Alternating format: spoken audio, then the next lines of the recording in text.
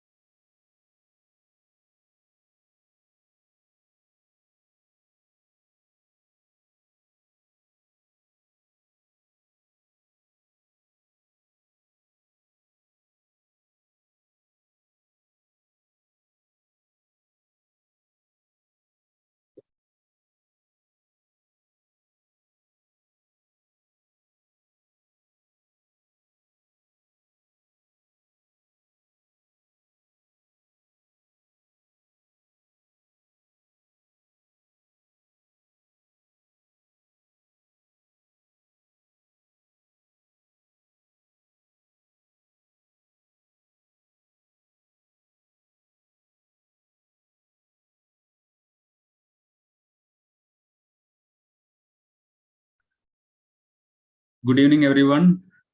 Warm welcome from Chrysalis. So very happy to launch this series of webinar.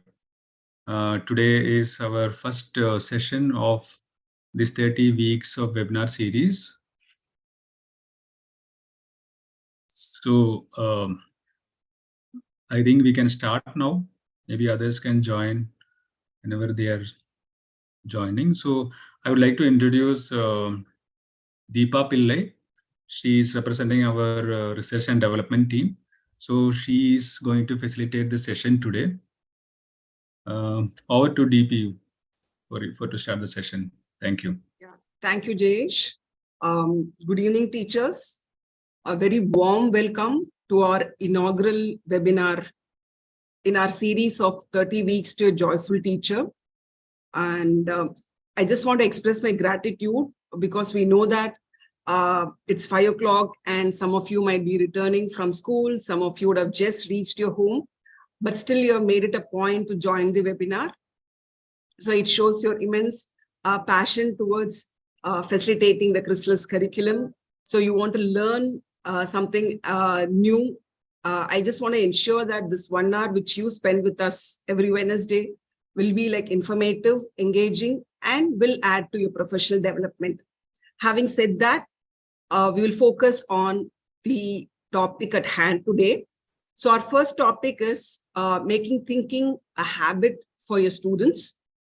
Of course, you might think that as a teacher, you do make students to think, right? But what is so new about it? So I just want you to focus on the word habit here. You will also understand that why we want students to think and why as facilitators and why in Chrysalis curriculum, we are making thinking a habit. So you will try to find the answer for this particular topic at the end of the session.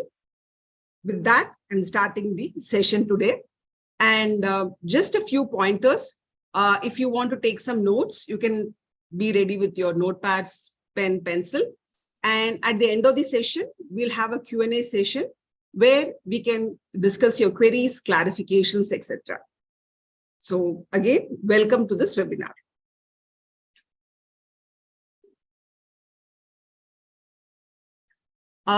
As usual, we will start with the outcomes. As most of you are aware, Chrysalis always believes in the outcomes. Outcomes are a basic unit for our lessons, be it a presentation, be it a professional development for the teachers, or be it any IPD which we conduct at your school. So we are always outcome driven. And the outcome for this session is going to be that you'll be able to identify the facets of thinking. And you'll also be able to describe the 4 facets of thinking. So that will be the outcome for this session. And I think this term is also familiar to our Chrysalis teachers, big question. Just like we have big question in our lessons, wherein we ask teachers to pose a question and ask students to come up with whatever responses they think they could come up with. Similarly, we have a big question for this particular session. The big question is like, how can we develop thinking skills among students in our think room? You can just make a note of your response in your notepad, books, or whatever material is available with you. We will actually come back to this question at the end of the session. Okay, so we actually did a small survey with a group of adults ranging between like say 25 to 40 years of age. And we just asked them this simple question of like, what is the first word that comes to their mind when they hear the word thinking? And this is the response which we got. Like you can see that most of them have clicked on critical, reasoning, creative, intelligence, mental ability, problem solving, analysis, imagination, cognition, etc. So when we had a small discussion with these adults, we found out that most of them are giving importance to critical thinking skills, reasoning. They're talking about decision making. Of course, there are also some set of people who talk about creativity, who talk about imagination. So of course, critical thinking, creative thinking are important. There's no doubt about it. But if you keenly look at it, there are some of the other aspects which are actually missing from this word cloud. And that's where we thought that we need to ensure that we make this thinking a habit, and we should not be restricting only to critical and creative thinking. So before going in detail into that, we will actually see what our national education policy talks about thinking. So this is actually a small page, which is actually picked up from the national curriculum framework, which emphasis on conceptual understanding, which is the overall guiding principles. What I'm showing now is the overall guiding principle in the National Education Policy 2020, which also finds a place in the national curriculum framework. So on the guiding principles, what they have told that the curriculum should have emphasis on conceptual understanding rather than rote learning. And under conceptual understanding, the focus is again on problem solving, creativity, critical thinking, logical decision-making, and innovation.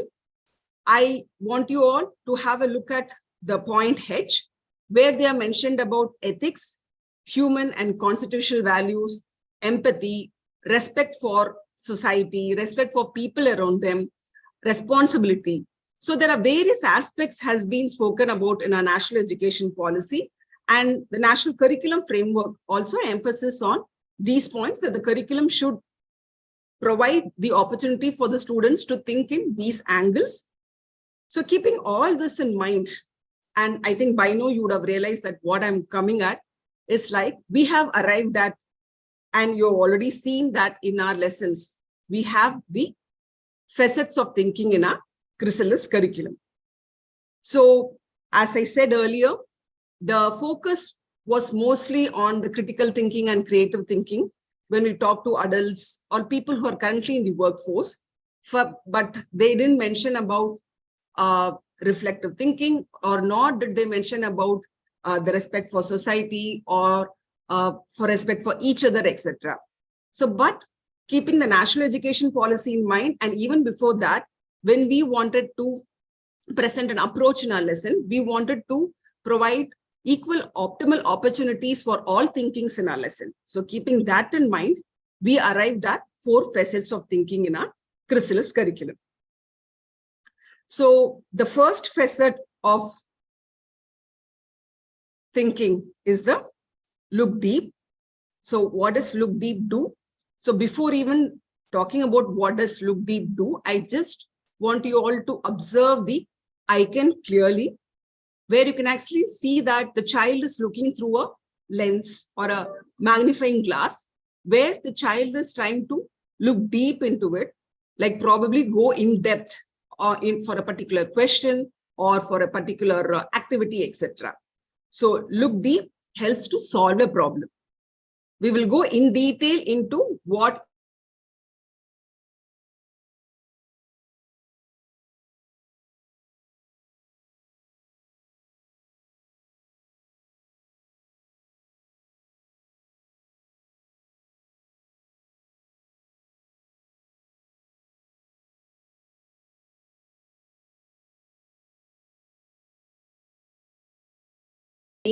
to what is given, but just to move beyond, look beyond. And if you look at this particular icon, you can see a small child with stars around his head.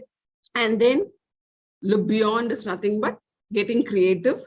That is, students are provided with the opportunity where they will think out of the box, they will imagine, and they'll provide responses to the activity in such a way that there is no right or wrong answer to it. It's just their free flowing of their thoughts. And next facet is the look around facet. Again, if you look at the icon, you can actually see that a child is typically looking out of a window. So this actually signifies that the child is looking around himself or herself and then trying to provide answer or responses for the particular activity or question. So wherein in look around, the child will learn about the world. The fourth facet is look within, which I would say that has been not given prominence in many of the textbooks. But at Chrysalis, in our Think Room and Thinkers curriculum, we do focus on look within, wherein if you look at the icon itself, the child is holding his or her heart close to her or close to him, and then helps him to reflect, helps him to think about his own likes, his own dislikes, and arrive at the responses for those activity. So look within is typically where the child will learn about himself or herself, and it will also help the teacher to have a better understanding of the child by looking at the responses of the child. So to sum up, these are the 4 facets of thinking in our Chrysalis curriculum.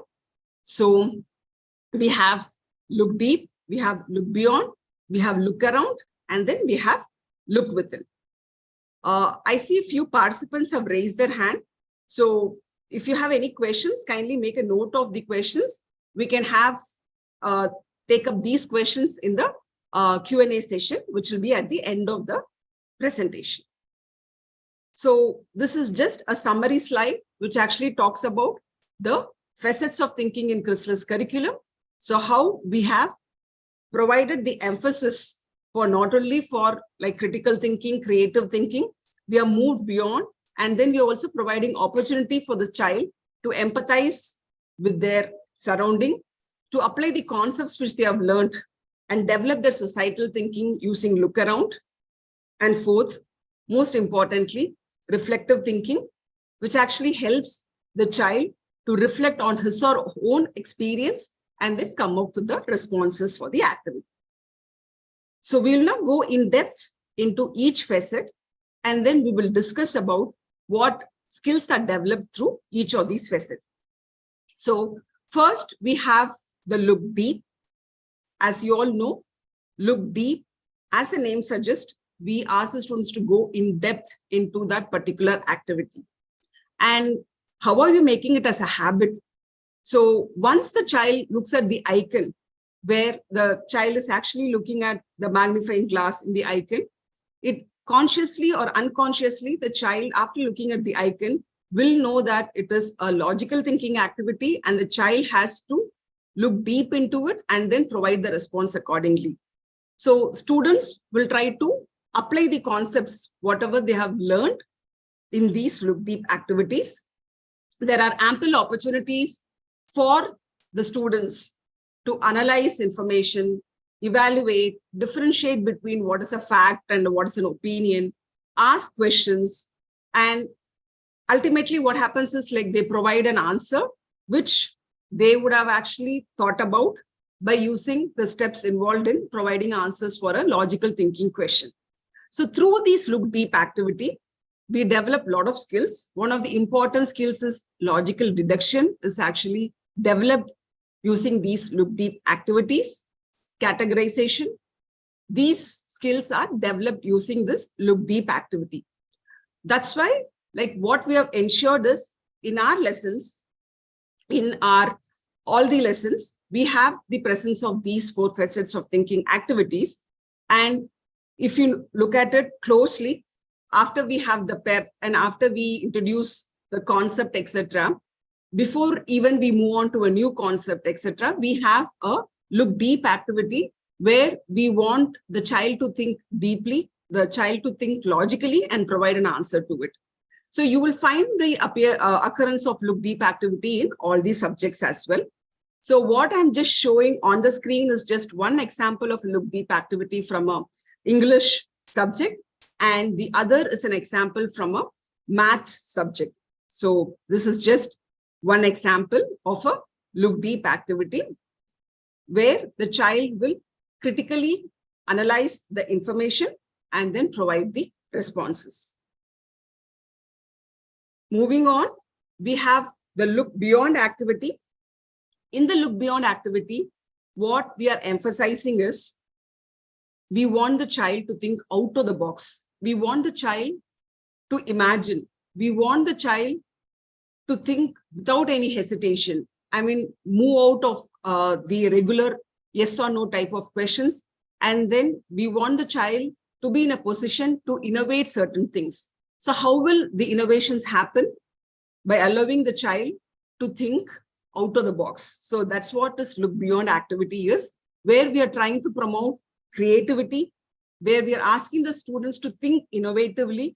And at the same time, we want them to be independent thinkers so that we can actually see the originality of the responses. So because if we are going to write the responses on the board, and if the child is going to just copy the responses in the think room, which I know that will not happen in our think room and thinkers, but I'm just saying that then the need for such activity, it defeats the purpose of like we providing such activity. So we always encourage teachers to scaffold the students in these kind of activity, but at the same time, provide ample opportunity and time for the students to complete such creative thinking activities so that we can actually develop the critical thinking, creative thinking skills amongst students. Of course, we know that it is difficult for you as a teacher to wait for students to complete the activities, etc. So that's the reason by which we have actually provided time in the facilitation handbook so that you can decide on like whether you can give this activity as home fun and then come back and then discuss such responses. So again, what you're seeing is like one look beyond example from a science chapter, which has an amazing question, which talks about that imagine that you are a drop of blood in your own body. Again, I want you all to focus on the verb here, which is imagine. So we would want you also to focus on such verbs which we have actually provided in the studios or in the learning material. These verbs are actually provided for a reason, because if at all we say that, okay, now you are a drop of blood in your own body, draw and describe an interesting adventure. So there is a difference between saying imagine and then saying that you are a drop of blood in your own body. So the verb itself will actually make the students to actually imagine. So they'll actually start visualizing that what would happen if they are a drop of blood in their own body. Okay, so that is the reason why we want you to read the instructions or make the students to read the instructions and then work on the activity, because each verb has a value attached to it, and that makes a difference in the response which the child provides. And the second look beyond activity, which you're seeing here, is actually taken from mathematics.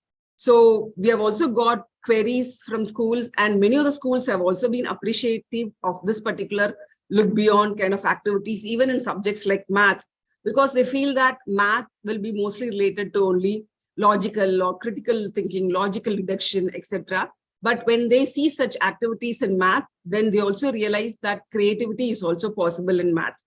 So this is just an example from a math chapter where students, after they learn about data handling, they learn about tally marks, etc.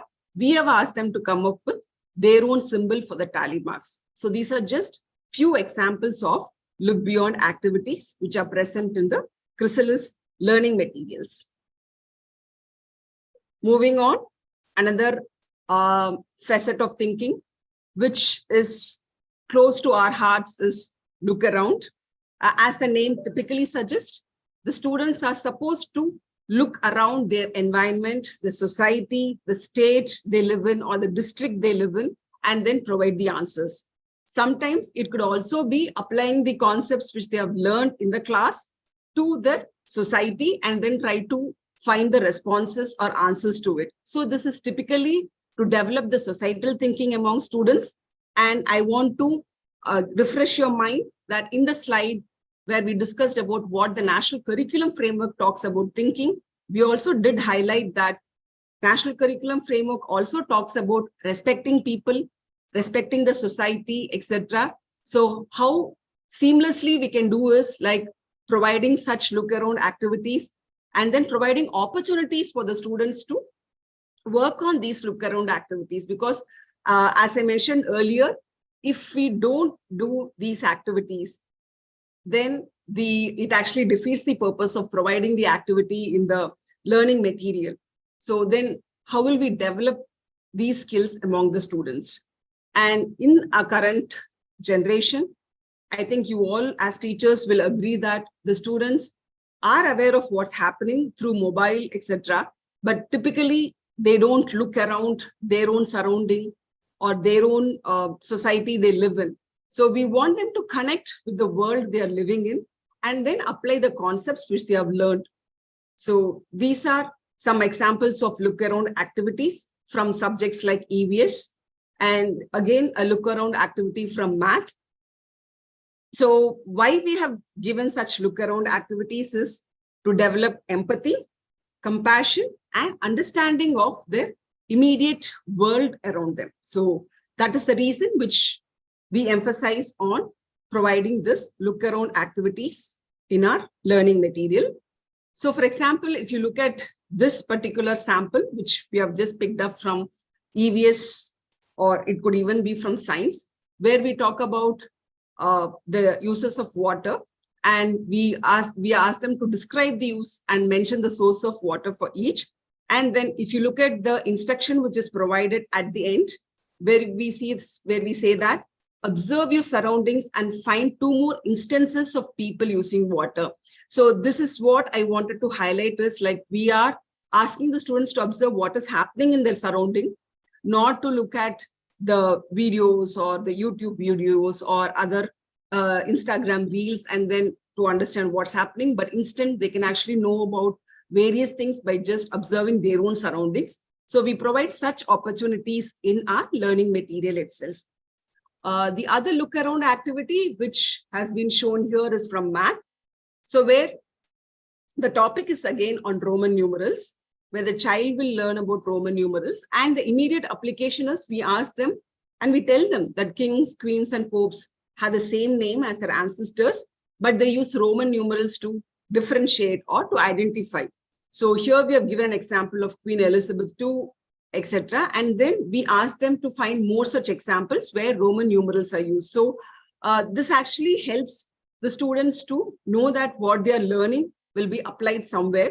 So that is the reason we have actually provided such look around activities in our Chrysalis learning material. Finally, we have the look within activity. So look within is again a reflective thinking activity.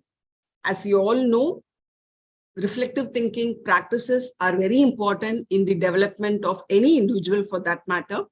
And if at all the child is provided with the opportunity to reflect on their own strengths, areas of improvement, their own likes, dislikes, what they like about a particular lesson, or what they like about a particular learning strategy. How can I use this learning strategy? Where I am going wrong? How can I improve on it? Then as a child grows, it'll be easy for him to make decision with respect to his education choices, with respect to his career choices. Because right now, after growing up, many of us have reflected and then said that if at all I had an opportunity to know about these things at a very early age, I would have made a different decision. I would have taken a different decision. So, but the act of reflecting, etc., I mean, it came to us at a very, very later stage in our life. But if students are being provided with this opportunity right from their childhood, they will actually know, they will be a responsible citizen and they can take decision for themselves. So these kind of activities are examples of like how they can make their own decision. It actually helps them to reflect on their own learning, what helps them better to learn, whether like if I like a group activity or I like an individual activity, I like to work in team. So those kind of decisions when the child is able to make at a very early age, and if the child feels that, no, I need to move out of my shell and then mingle with other people. So these are the areas of improvement I need to work upon. So if the child is provided with such cues right from the beginning, the child will be a good citizen. And at the same time, we'll be able to awaken the human potential in the child. So that's the reason we have look within activities. And also it caters to the social emotional learning of the child. As you all know, we have indicators for these social emotional learning. And these indicators are also provided in the facilitation handbook in the beginning of the lesson, where we would have mapped the indicators to the activities in the learning material. So this is just an example of a look within activity, which I've just shown, where we have asked the students to know the difference between the things they need and the things they want, and then ask them to reflect on, like, what do they want more things than they need, and does this make them happy? And again, we are not making any preachy statements here. We just provide the activity to the students and ask the students to reflect and provide the responses. So this is just an example of a look within activity. So as of now, we have actually completed knowing about the different facets of thinking activities. We saw look deep, look beyond, look around, and look within. Just to recap, look deep is associated with logical thinking, critical thinking. Look beyond is associated with creative thinking. Look around is associated with societal thinking. And look within is associated with reflective thinking. Now we come to the next part of the presentation, where we'll see how to facilitate such facets of thinking activities. And we also know that how, like, we have different students and how each student is unique. We also know that each teacher is unique in his or her own way. And you have a special way of facilitating a particular lesson or facilitating a particular activity in the class. Of course, we don't want us to interrupt you and tell you that you need to do this in a particular fashion. But there are some certain guidelines which we would want you to follow when you facilitate such facets of thinking activities, so that we can develop all the four thinking among students and then make them as a habit. So that's the reason why we want to provide certain guidelines for you on how to facilitate such facets of thinking activities. Okay, so this is just an example from a class 4 science, where we have thought about gravity to the students, and then we have provided this question. What we ask the facilitators to do is, once you get an activity, read the instructions, paraphrase the instructions to the students, and at the same time, break down the activity into smaller parts. So what do we mean by breaking down the activity into smaller parts? If you look at this particular activity, I'll just read out. We are saying that, imagine that you have the power to switch gravity on and off. Okay. First, we're asking the students to imagine that they have the power to switch gravity on and off. Then we are saying, in the spaces provided, describe any two situations in which you would like to switch off gravity. So we're asking them to describe two situations in which they would like to switch off the gravity. Then we are saying, you may also add drawings to depict the same. Finally, share your responses with your partner. So here, within this particular look beyond activity, we have close to 3 instructions. So what we are asking you as a facilitator to do is, if you see such an activity, break down the activity into smaller parts, because sometimes what might happen, even for lower classes, is like when they see lengthy instructions, the students might be put off, and at the same time, they might feel overwhelmed with a lot of activities. So in order to avoid that, what we request you all to do is break down the activity into smaller parts. So just like how we did it, first you ask them to imagine that they have the power to switch gravity on and off. Give a couple of minutes for them to imagine. Then you ask them to describe the situations in which they would use this particular power. Finally, they may choose to represent it by drawing or by writing. And then you ask the students to share the response with the partner. If there is time, you might also ask the students to share the responses in the class. So the first thing is, we would want you to break down the activities into smaller parts. Second is provide scaffolding. Initially, we do understand, and we get a lot of queries from teachers saying that, ma'am, it is difficult for the students to write the responses, their writing is not developed yet, or they are not able to frame grammatically correct sentences, or there are a lot of spelling mistakes, and the parents might raise this as an issue that these spellings are not corrected, or they might come back saying that the child is not able to write properly, etc.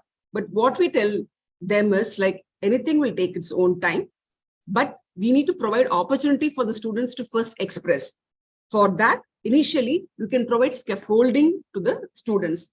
What do we mean by scaffolding is, you can actually provide some cues, some templates for them to imagine, or you can just share some triggers from your side. But slowly, what we want from you is to make them to move from this to them becoming an independent thinker. So we request you to provide initially some cues or triggers, but later on, as the class progresses or as the lesson progresses, you will be amazed with the kind of responses which the child is providing. Next, enable the child to think independently and then provide the response.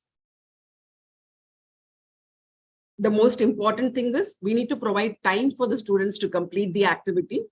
What we generally see is, suppose if the activity is not marked for assessment, which means that it does not have a learning outcome attached to it, and if it's a look beyond activity or look within activity, there is a tendency from the teacher to skip those activities so that she can complete the portion.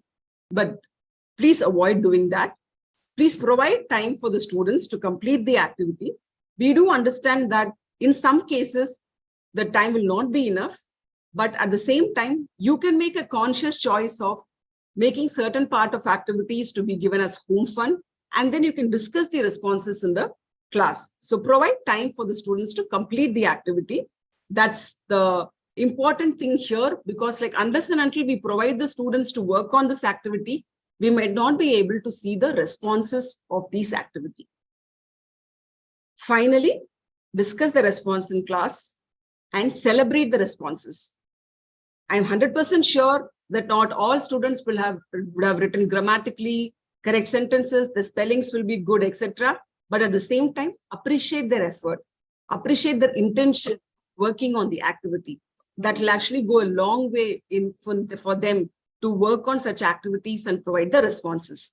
So celebrate the responses, discuss the responses in the class. And in some cases, I've also heard from many schools that they share the responses of such look beyond and look within activities to the parents in the PTM, and then show that the child is able to think creatively and come up with different solutions for certain problems, etc. So this actually also becomes a good point of interaction with your parents during PTM. Instead of just discussing about the marks or the progress which the child has shown, you can show the progress of like how creatively he's able to think and come up with activities or provide responses, or how reflectively he's able to think about the experiences which he had. So that's also possible. Okay, so we talked about the different facets of thinking. We talked about how to facilitate such facets of thinking activities in the think room, in the classroom.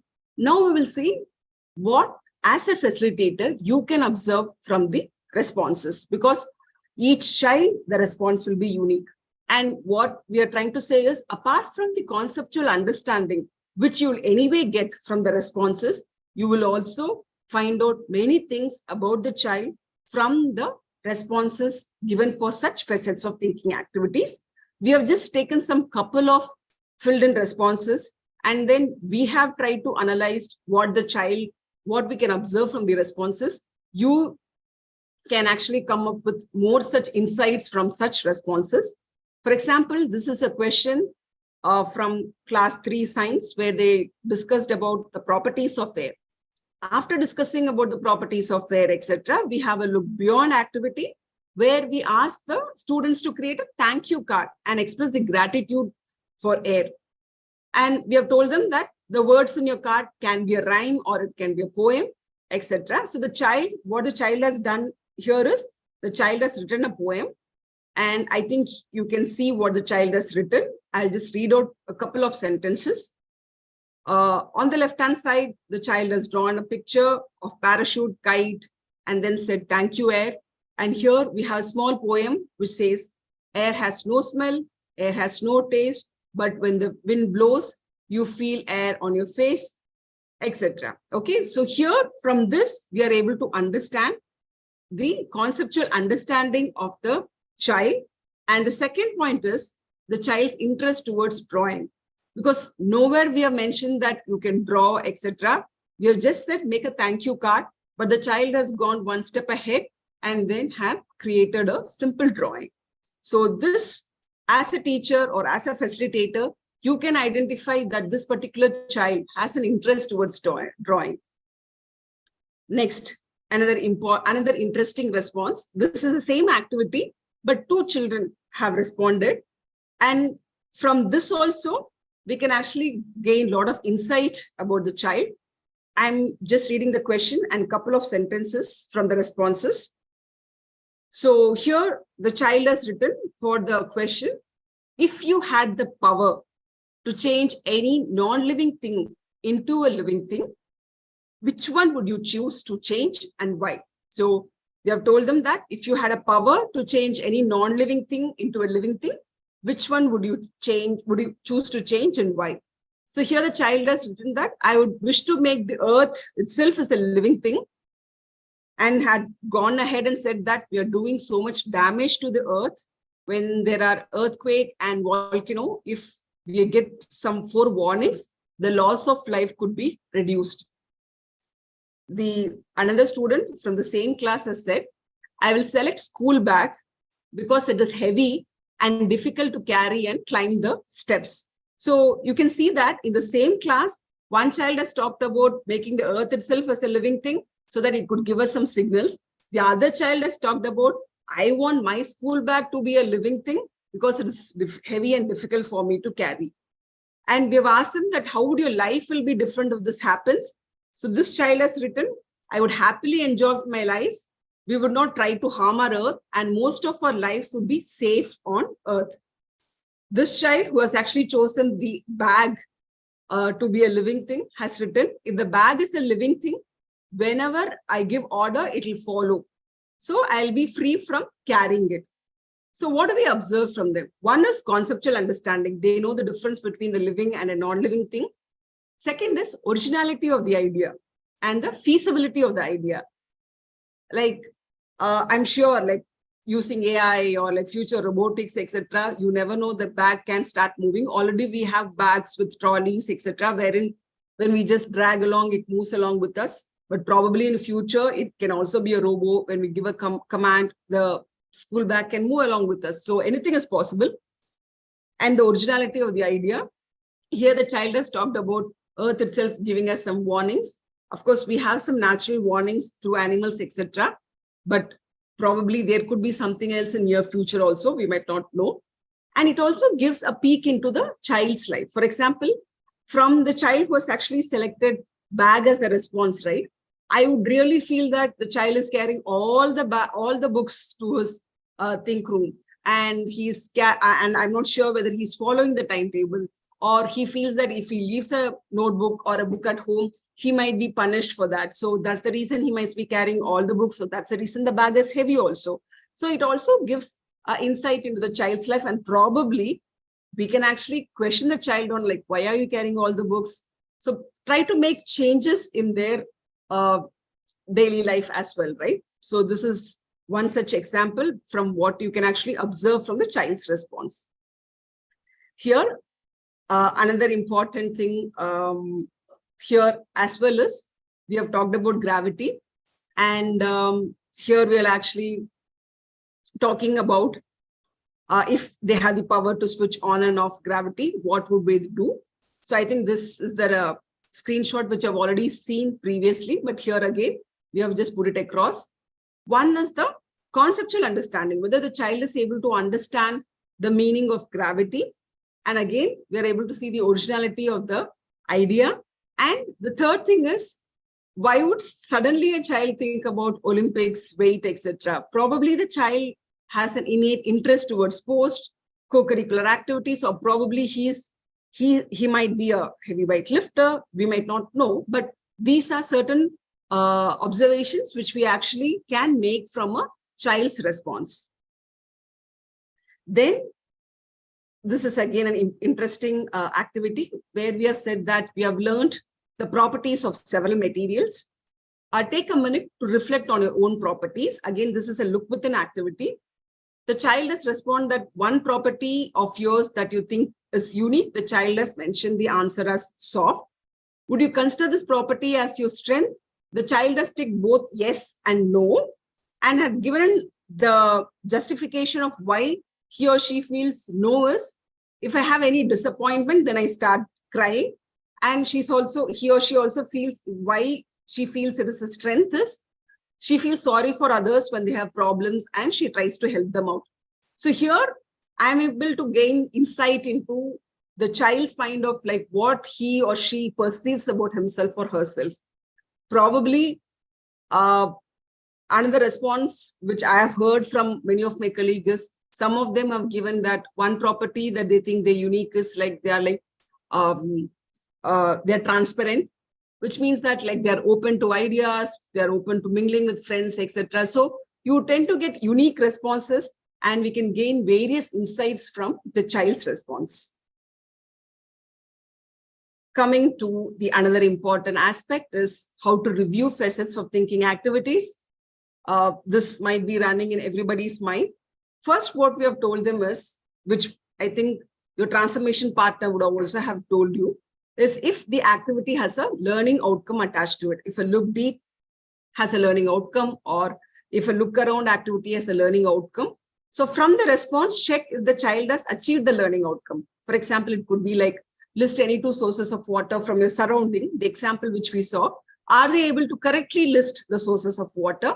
And apart from that, check the child's interest in presenting the activity. For example, even if we have not mentioned as like a drawing or a song or a rhyme, etc., if the child is presenting continuously, if the child is presenting the activity using drawing or through means of poem, etc., you tend to understand the child's learning style as well. And finally, what we have actually mentioned is check if you're able to get a peek into the child's life.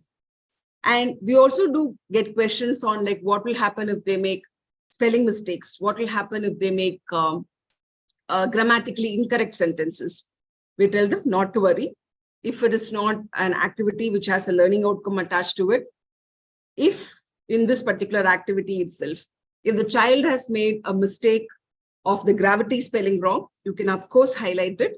But if the child has made grammatically incorrect sentences, it's okay, unless and until you are able to understand what the child is able to respond. So that's how we want you to review the facets of thinking activities instead of putting red marks and then telling that it is wrong or it is right. So coming back to our main question of how do we make thinking a habit? Of course, in Chrysalis Think Room, we have facets of thinking activities in all subjects. We do have equitable distribution of activities. What will happen if we just provide, okay, one look deep in one lesson, and then the second lesson has only one look within, but no other facet is present in this lesson. So the habit actually breaks down. In order to avoid that, we have ensured that we have equitable distribution of the facets of thinking activities across lessons and across subjects. And we do have differentiated instruction in the activities also, catering to the different learning styles of the students. Like we have somewhere given as, right, present it as a comic strip, somewhere it could be like present it as a rhyme, some it could be like present it as a drawing. So we are ensuring that we target optimum number of students in a class and ensure that everybody participates and work on this activity. In some cases, we also know that if provided as a collaborative activities, the child will learn from the other child. So some activities could be like work with your partner, some activities like work as a group or a work as a team. So this is how we are actually ensuring that we are making thinking a habit in our Chrysalis curriculum. So with this, we have actually come to the end of this presentation. Before we go further, I would request Jayesh to share the poll, which has simple quizzes where you need to share the response in the poll. Jayesh?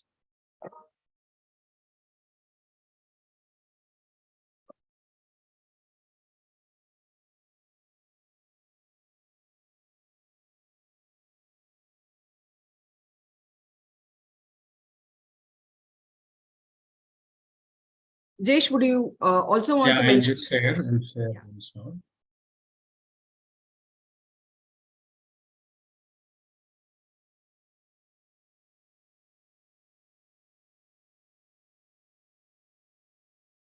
Yeah, poll is on.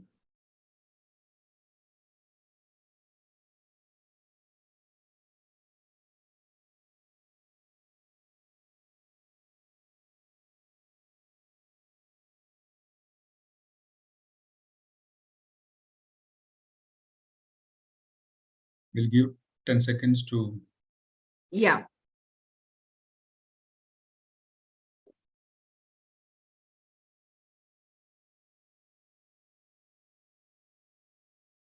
Yeah, we are getting the responses now. Yes.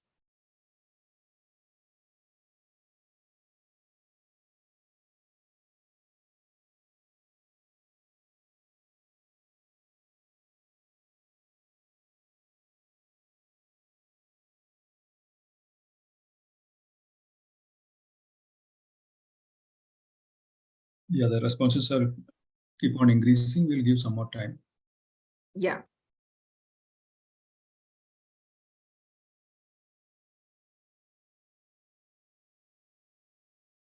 Yeah, I think the poll is completed. I'll end the poll now. Yeah, I think few more are trying to answer. Yeah. No, I just Yeah. since so I'll just share the result. Yeah.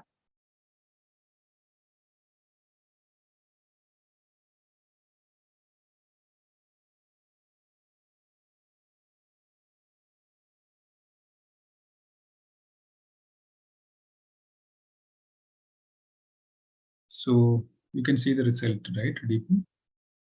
Yes, I can see the result. I hope others are also able to see the results. Yeah, I think everybody will be able to see now. Yeah. Yeah, they are able to see the results, Jayesh. Yeah. So we can take up maybe one by one. Yeah. So thanks for answering the questions. The correct answer for the first question is, which facet of thinking helps to think out of the box? The correct answer is look beyond. 84% of you have given the correct answer. The second question is, which facet of thinking helps to reflect? The correct answer is look within. Again, 58% have given the correct answer. Thank you for taking up this poll. Taking up the small quiz. We are at 5:50 now. So we will take up the questions in the Q&A box, and then we'll try to answer each question. Okay, the first question is from Nazreen ma'am. She has said, children couldn't able to frame a sentence after completing the adjective grammar. Ma'am, I assume it's for generally for the facet of thinking activities. So probably, ma'am, it might take some time for the students to frame grammatically correct sentence. But if it is an look deep activity, which is attached to a learning outcome, which talks about adjective, I would request you to go through the extra worksheets which are provided on the platform to give them practice on how to frame sentences using adjectives. Of course, we do have enough practice activities in the companion as well. But if it is not an activity which has a learning outcome attached to it, and even if they form grammatically incorrect sentence, we are okay to accept the response as it is. So don't worry, ma'am. As the time goes, the children will be able to frame grammatically correct sentence. Just provide them with the opportunity and expose them to such activities quite often so that they'll be able to answer independently. Rekha Ramesh ma'am has asked, in math, at the end of the lesson, you have given picture with activity, how to complete that activity page. Ma'am, I think this is not relevant to this particular topic today, which we have discussed. I think you're talking about the summary concept map activity, which comes at the end of the lesson. You can discuss with your transformation partner on how to conduct such activities. Okay, and Nazreen ma'am has again asked, what should we do when the students commit grammatical errors in framing sentences? Can we use red ink to highlight it? Ma'am, I think I've just answered the question. What we will generally do is, like, if the activity has a learning outcome attached to it, and if they have to frame the sentences using adjectives or nouns, etc., and if they have made mistake, we would ideally want you not to highlight it using red ink, probably give them enough practice, and then provide them with this opportunity for them to work on these activities.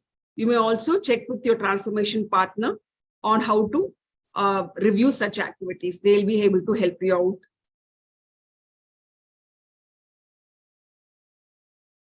out. Tasneem ma'am has asked a very interesting question. She has asked, like, what should we do as a teacher if students think conceptually correct but cannot write their ideas correctly? This is a very interesting question, ma'am. We do understand that many of the students can think conceptually correct, but they can't write their ideas correctly. In such cases, you can ask the students to orally discuss the answer in the class, and you can help him or her to frame the sentences. And probably this is where your scaffolding and providing cues come in hand. Probably after a couple of lessons, the child will be able to frame sentences by himself or herself. It's just that we need to provide some time for the students to get used to such kind of activities. And then with initial support, the child can actually start writing grammatically correct sentences as well. A new teacher, how initiate newly in class? So I'm assuming if a new teacher has joined, how she can learn, how she can initiate newly in class. Ma'am, can you reframe phrases question, ma'am, for me? Like, a new teacher, how initiate newly in class? I'm assuming that if the teacher is new, or how she can initiate such activities in the class. Don't worry, ma'am. You can reach out to your transformation partner. They will actually provide enough support for you in terms of delivering and facilitating such activities in the classroom. So you can reach out to your transformation partner associated with your school. Murugeshwari ma'am asked how to train the students, those who are struggling to write in activities. Yeah, ma'am, we discussed about this. Initially, if you find that they are not able to write the sentences, you can ask them to share the responses orally. And of course, we do have Chrysalis systemic practices we have currently introduced in your school, where we have certain activities which will focus on writing. If you do that continuously and systematically, probably the writing skills will improve, and that will actually reflect in the way students respond to these such facets of thinking activities. Priyanka ma'am has said, ma'am, it's difficult to think and answer thinking to students. Ma'am, it's difficult to think and answer thinking to students. So, ma'am, you're saying that, Priyanka ma'am, can you clarify? Is it difficult for the students to think and write the answer, or the thinking is like difficult, thinking component is difficult for the students to answer? Ma'am, see, for the facet of thinking activities, of course, you know that there are some activities where it requires students to think out of the box and answer. That's the reason why we are actually telling you to scaffold them, provide opportunity, provide triggers, provide cues. Sometimes you can also discuss orally the responses, ask few students to share the responses so that other students can actually piggyback on the answers given by the other students and try to frame sentences. And your transformation partner will also provide some strategies on how to facilitate such activities in the classroom. Vignesh sir has asked, why can't Chrysalis support some kid physically so it may support the teachers and students? It also makes the child to think and explore more. Sir, I'm not sure about whether you're asking some physical kit, etc. But of course, on how to facilitate such facets of thinking activities, a transformation partner can help you when they come and visit the school. With respect to this kit, probably you can also discuss with our transformation partner. Rupesh Sharma ma'am has asked, as prescribed the number of periods to complete a lesson with all exercises done properly, my experience is to take double than the periods prescribed. How to deal with this situation? Initially, if it is the first lesson and if the students are completely new to Chrysalis, this might happen. But slowly what we have observed is with the annual planning, which we do with the school, we are able to tackle this particular situation. Sir, you can reach out to your transformation partner who will help you to plan the lessons according to the number of periods available in your class.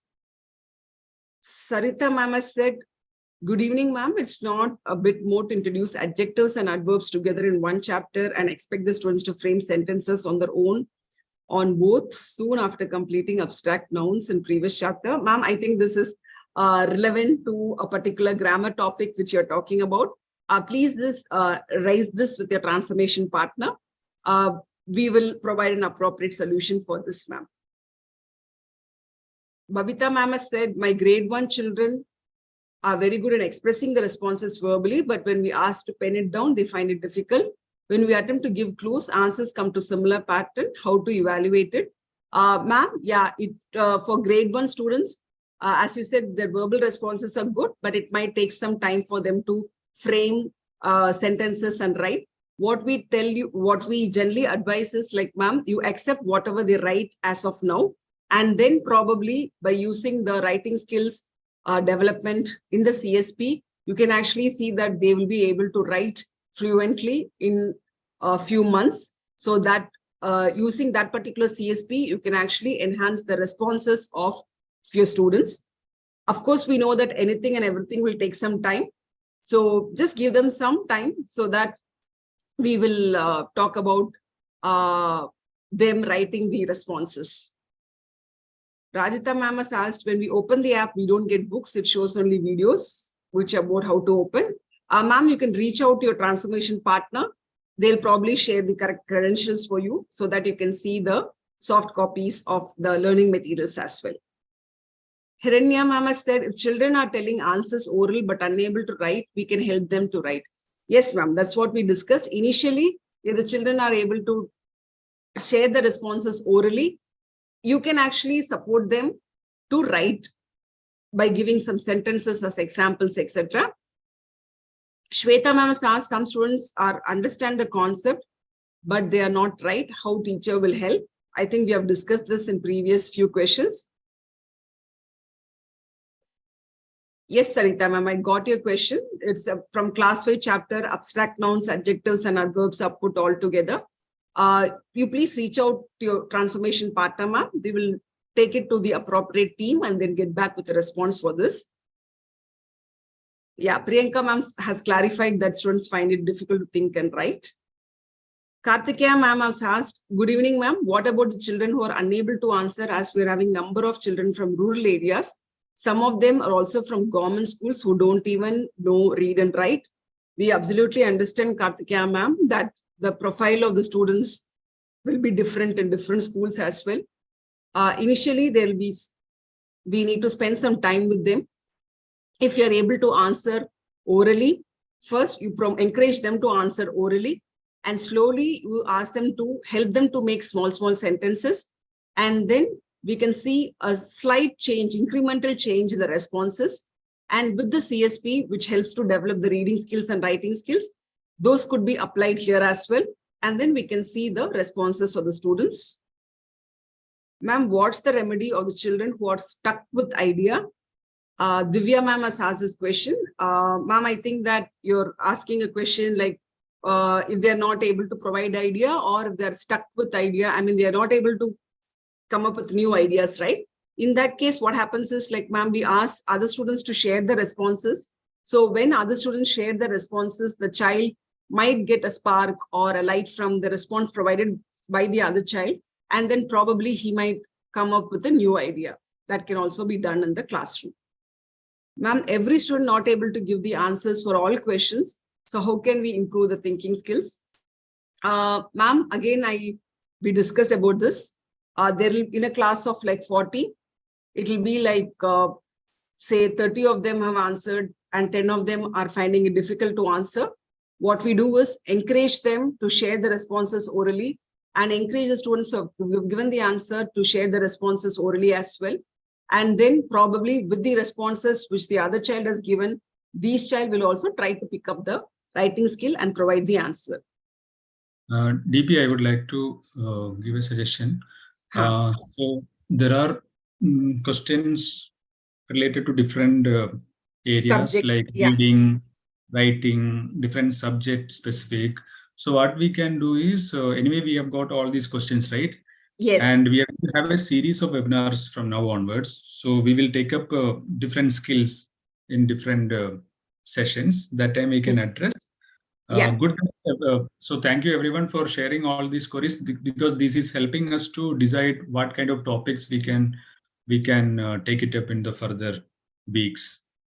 And if it is specific to a particular lesson or a particular activity, definitely when our transformation partner coming to schools, that time we can take it up one by one.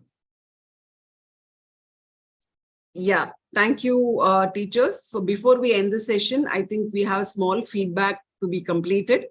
Jayesh, would you want to put the feedback in the chat so that the teachers can take the feedback?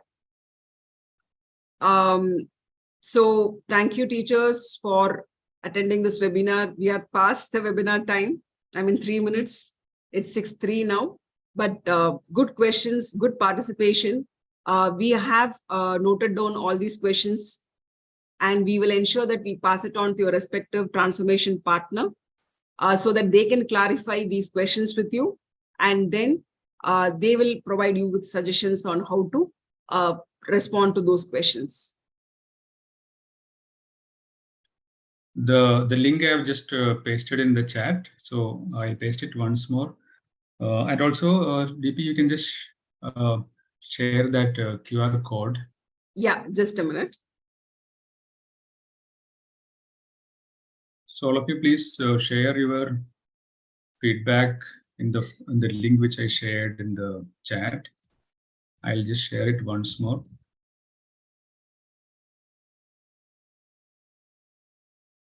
It will not take much time. There are only 2-3 questions. Within 2-3 minutes, you'll be able to share your feedback. Your feedback will be very valuable for us to know how we can improve our sessions further. Thank you. Thank you, teachers, for patiently listening to us and actively participating in this webinar. From the questions, I can actually understand that you have, you have been an active participant, because you have also gone a step ahead and asked questions from your real life scenario facilitating classes. So it's really helpful. And with the same enthusiasm, I would request you to participate in our all webinar series, which is happening on every Wednesday. Thank you once again. Thank you so much to all the teachers and sirs who have joined this session.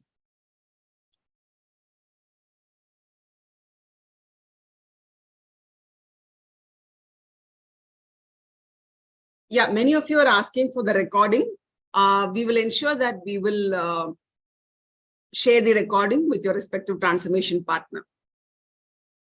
And some of you also have requested for a change of timing. Surely, ma'am, we will consider this. We are just taking note of all these things, and then we will arrive at a possible solution for this as well.